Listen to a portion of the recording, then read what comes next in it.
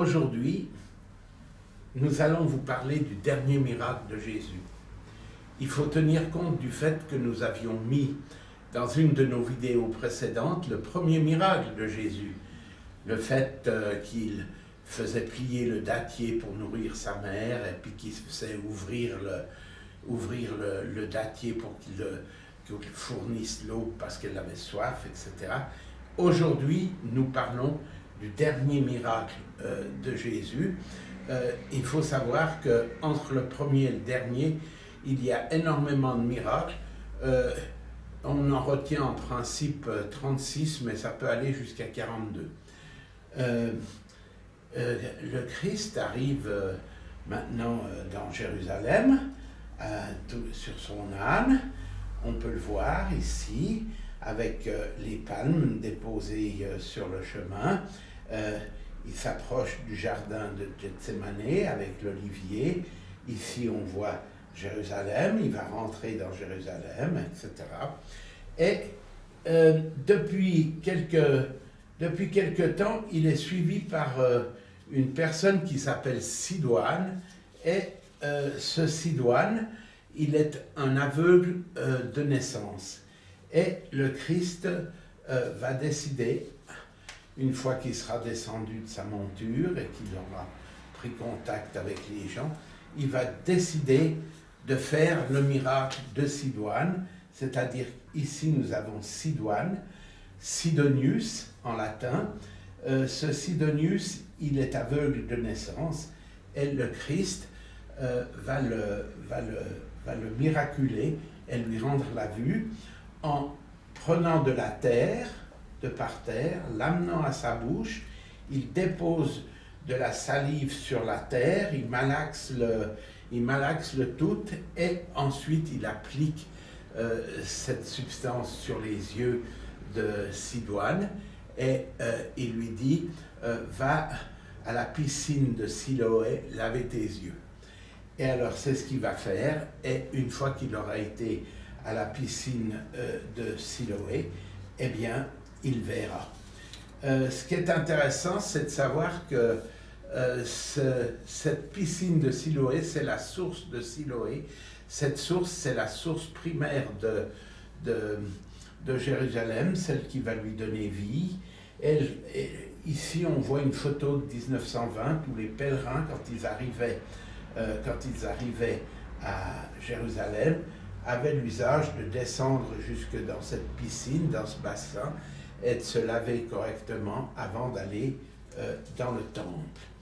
Donc, Jésus redonne la vue à Sidoine et Sidonius, donc, et ensuite, c'est juste avant Pâques, donc après il va être arrêté, il va être persécuté, et il va être crucifié, et ensuite on va prendre prisonnier les deux Marie, Marie-Madeleine, Marie sa mère, et lui-même Sidonius et Lazare, et encore peut-être deux autres personnes. Les centurions romains vont les obliger à monter sur un petit bateau, sur une barque. Ils vont les pousser dans la Méditerranée en pensant qu'ils allaient mourir au large. Eh bien non, comme certains migrants, ils vont s'en sortir très bien. Ils vont traverser la Méditerranée par miracle aussi, et ils vont arriver près de Marseille, à un endroit qui est aujourd'hui encore très connu, les Saintes Maries de la Mer. Et alors, quand Sidonius va arriver là-bas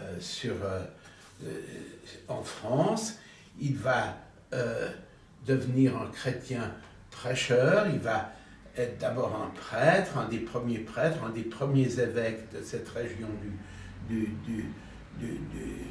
la Provence, et on va ensuite lui donner un nouveau nom, où en fait on va compléter son nom. Il y a bien sûr Saint Sidoine, mais le plus connu c'est Restitut, c'est-à-dire Saint Restitut, c'est-à-dire Restitut, celui à qui on a restitué la vie.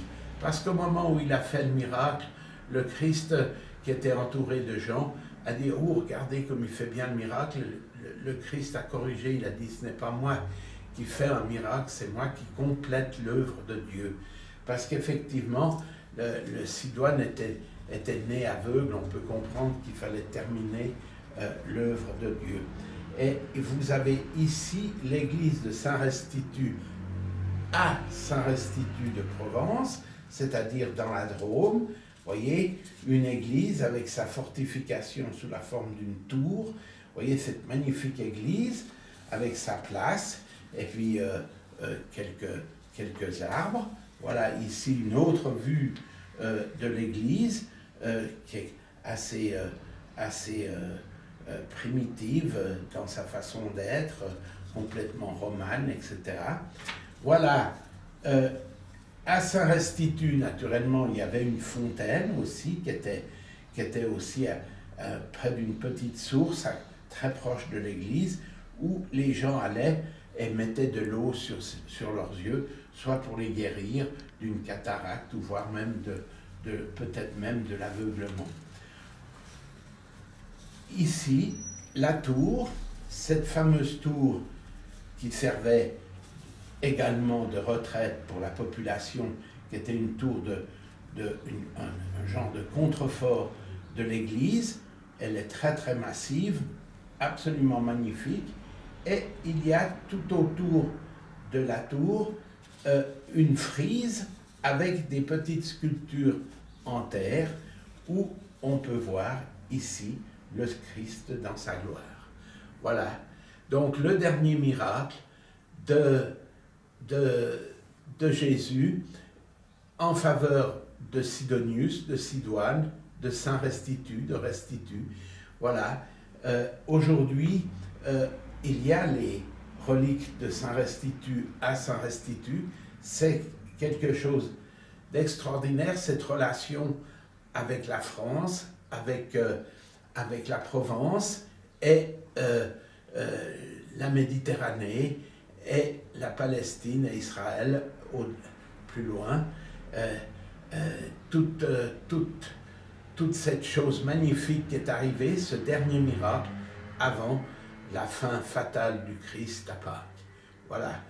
On peut voir aussi ici, dans cette représentation du Christ arrivant à Jérusalem, on voit ici aussi les gens qui tiennent les rameaux soit faits de palmes, soit de buis, soit d'olivier.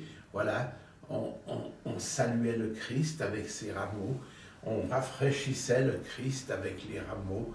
Voilà, c'est la période du carême où toute l'histoire du Christ se termine par la Pâque, c'est-à-dire sa crucifixion. Voilà, on ne peut rien dire de plus, mais on voulait aussi ajouter à notre liste de nos vidéos le dernier miracle du Christ.